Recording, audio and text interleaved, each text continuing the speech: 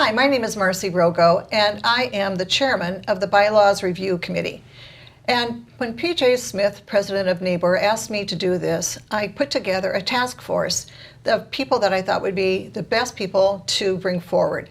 And I selected, there are 5 of us, Sean Geary, who is an attorney and also a member of the board of directors, Brenda Fioretti, who's a past president of NABOR, and Dominic Pellini, who is also a past president of NABOR, and our esteemed guest here.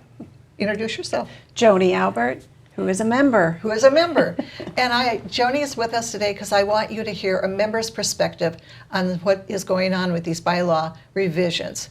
Most of them are just cleanup, but there are a couple of things that you might be really interested in. And before you vote, we wanted you to hear from us what we have done or what our recommendation is, and we hope that you'll agree with us.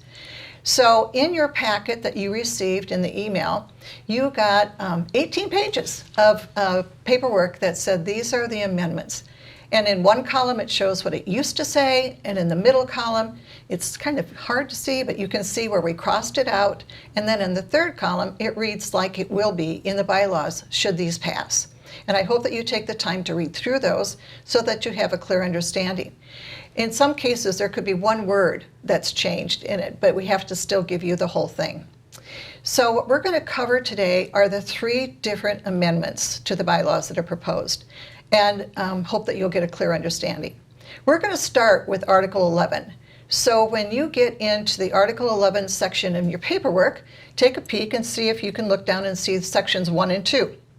This is one of those I'm going to cover because it was kind of an interesting conversation that we had with somebody who helps boards redo their bylaws. Our bylaws call for officers of president, president-elect, vice president, secretary, and treasurer. And so when we talked about it, he said, you've got to get rid of the secretary. And we said, why? He said, because you have an executive officer and staff who act as the secretary. They're the ones who take the minutes. They're the ones who report to the board. That's the secretary.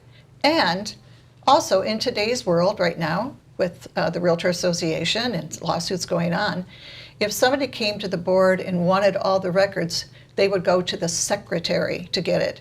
And the secretary said she didn't want that job. So we took the word secretary out, and so your officers will be president, president-elect, vice president, and treasurer.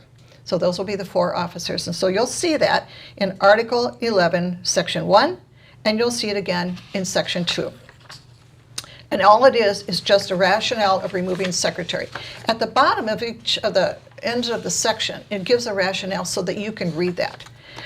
Then, on Article 11, Section 3, if you go there, at the very end of the second column, you'll see where it says the first year. So this is all how the election of officers occurred and a nominating committee. And so it says, in the first year, well, the first year was a long time ago at NABOR. NABOR is 75 years old. And so when we looked at that, we said, that's got to come out. So all we did was take out what was there from 1997.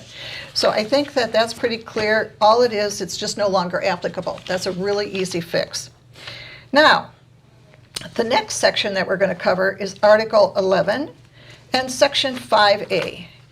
And that's why we have our friend Greg Urbanczyk here. Greg is the attorney for NABOR, and we've asked him to join us. He's been with us on this whole revision process and has given us guidance and counsel and his legal advice as well. So Greg's going to help us and walk us through some of this stuff. I'm so glad you came today.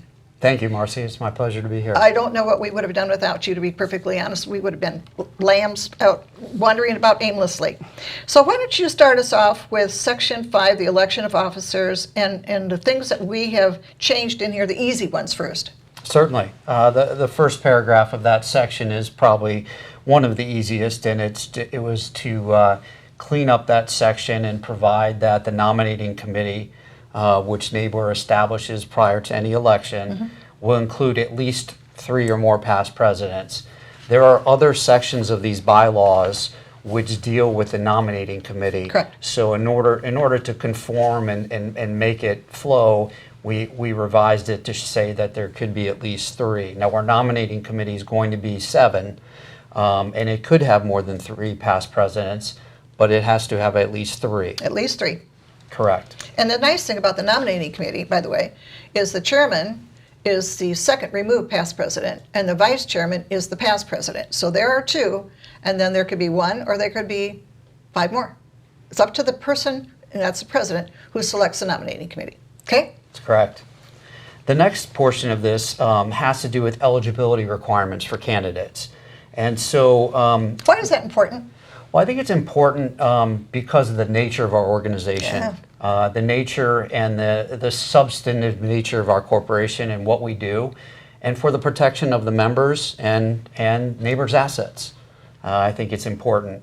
So we haven't really in the past had eligibility requirements. And so this is sort of an introduction. And some of this flows from Florida Realtors, which has a similar procedure, and we wanted to make sure that we conform, and we thought it was good practice to put in eligibility requirements for our officer and director positions. And like you point out, we have the requirements just to be a member of NABOR.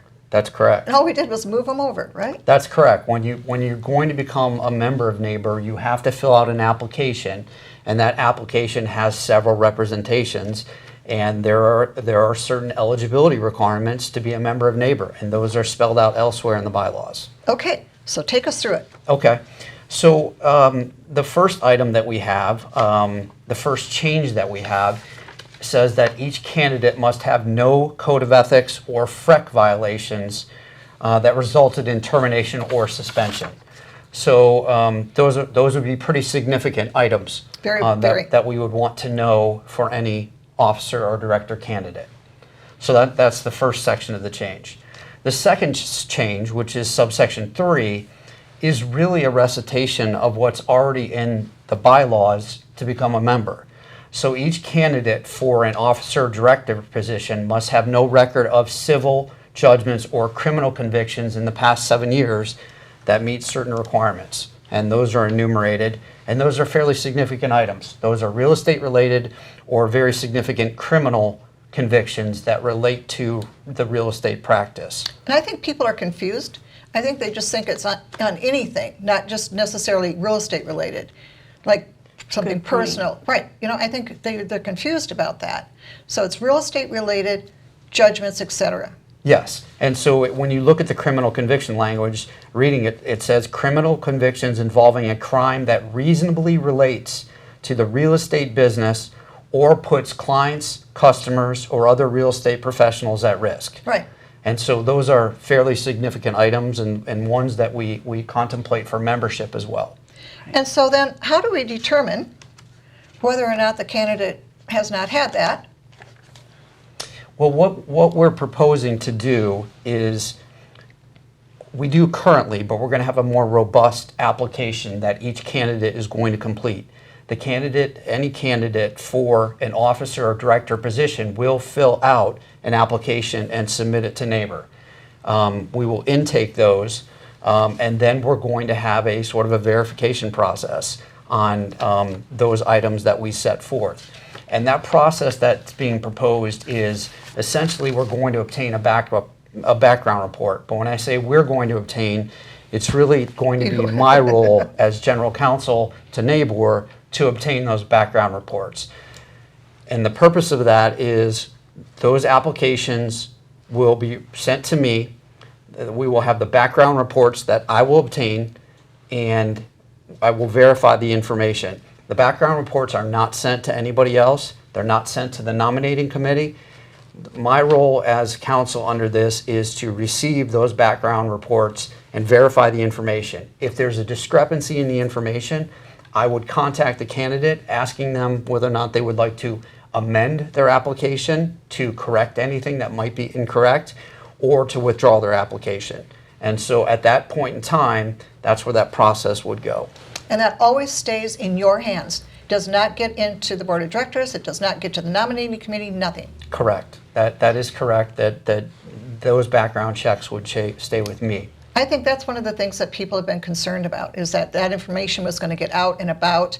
And, you know, I think as a member, don't you expect that we do some checking into who's going to be serving on our board of directors? I absolutely do, and I think this is a great way to do it. And the fact that it stays confidential is very important Yep. with Yeah. Greg. Yeah, and just to note again, Florida Realtors has a similar practice that they do with their counsel, and so that counsel reviews those applications, those background checks versus the applications as well. Right, and that's what we kind of based this on, was what Florida Realtors already was doing. Yes, we felt that they had a prudent practice, and it would be a good idea to incorporate something to that extent for NABOR. Okay. Absolutely. So then we go down into how the application works and what we go through. If you want to apply to be on the board of directors, you'll fill out the application, and Greg just explained how that goes. So then it says if a non-officer director is nominated as an officer prior to the expiration of his or her regular term, it just explains what happens and about the report of the nominating committee. Now, here's what happens. The nominating committee meets, they interview the candidates, and then at the end of their session, which could take all day and sometimes it's taken 2 days, depending upon how many people come in to interview, they bring forward a slate of officers and propose that to the board of directors and to the members. And that's happens at our September meeting when people vote on a slate of officers.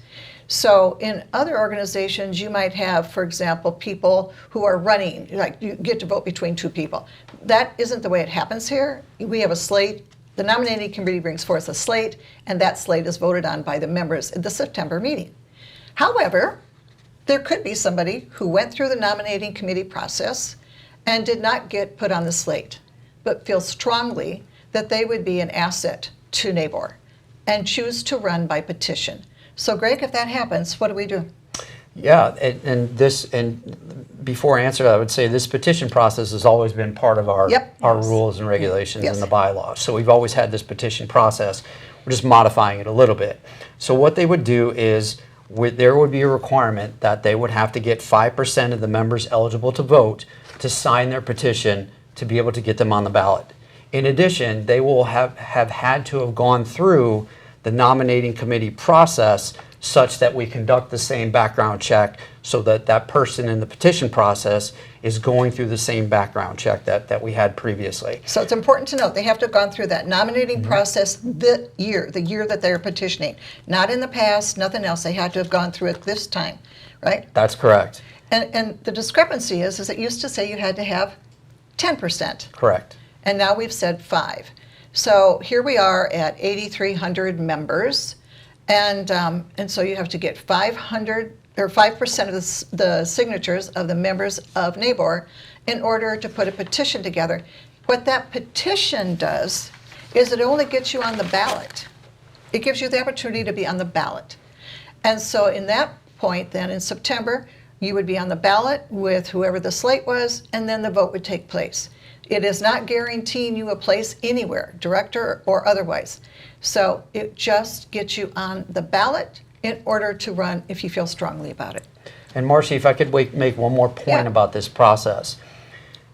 The committee thought it was important that also for officer positions that there be an Yep. additional eligibility requirement, and that if you're going to try to go for an officer position by petition, then you would have had to have served on the board of directors for at least 2 years in the past 5 years. So there's no such requirement for a non-officer Right. director position, but an officer position comes with that additional eligibility requirement by petition. So what we're really trying to do is to upgrade our practice for putting people on the board. And we've been so blessed that we have so many people who want to serve on our board of directors. And I think we do a pretty good job. This is my 3rd year, and I think that we do a really good job for our members. But we want to make sure that we have protected all of our members and go through that process. Okay. And again, we had to take out secretary. That's the next section. Then in Article 11, Section 6 was just really tightening things up, right? Yeah, it really, because this section deals with vacancies. Every once in a while, you could have a vacancy on the board for whatever reason. Could it be an illness or something like that. What this is intending to do is make sure that anybody who's going to be appointed to fill a vacancy would have to have met the eligibility requirements that we just put in the previous provisions of Article 11. Yeah, just not plucked up in the air someplace. Correct. Right? That's correct. So that should, Article, when you can make a note of that, Section 6, just tighten it up, and that takes care of it. So that's Article 11. Good job. Thank you for Yes. that. Thank you. Helps to understand. It does help to understand. And don't you think it would make our members more comfortable knowing that we've made these changes that actually are just revisions that already exist in the Florida Realtors bylaws, and so we've just kind Right. of implemented them. I agree. Yes. Okay. And it was very enlightening reading these because as a member, we don't typically delve into all of the articles, but I think it does make sense in reading through. So when we started these bylaw revisions, there were 5 of us on the team, and Sean, Gary, and Dominic and I were on the Article 11 team, and then we had Brenda and Joni doing the rest of the ones that were for revisions. Let me explain that there are some articles, when you go to revise them, have to have the general members vote on them in order for pass. And so what we're covering today are the ones that the general members have to vote on. That's Article 11. Article 11 is for the Realtor members to Realtor vote members. on. Realtor Correct. members. Yes. Then the allied members get to vote on 2, along with the Realtor members. So Realtor members will be voting on 3, and allied members will be voting on 2 of them. And Joni's going to cover the 2 that the allied members are going to vote on, Correct. And I'll start with and Realtor members. Article 4, Section 1. And really, it was a simple change. We actually had 5 classes of membership, and we now only need 4. The one that we eliminated was called the lifetime member class because really, and quite honestly, there isn't any such thing. We now have a separate Hall of Fame classification or membership. It's not even a classification that needs to be in this, but Hall of Fame was created to honor our members. So that was a simple, easy change that was made there. Yep. So in addition to Article 4, Section 1, we also then had to follow it through on Article 16 and delete the same verbiage there. Okay. Yeah, and just to add, because it's related, Article 16 primarily pertains with amendments to the bylaws. And so we had to make the conforming change. Correct. Yes. The other change had to do with Article 16, Section 4, and that was in regards to how we notify our membership of these changes, as well as any rescissions or anything that needs to be done. And we wanted to clarify that in addition, certainly to mail, we wanted to add email. And as you've noticed, we are using the email system, so it made sense that we would make that change for everyone. It's just verifying, because in other parts of the articles, it says email, but we needed to just add it to this. Correct. Yeah, just a It was just clarification measure. correct. It was just a clarification. Yep. And that was, out of all of ours, we really didn't see too many other changes that needed to be done, but these 2 we felt were important to add.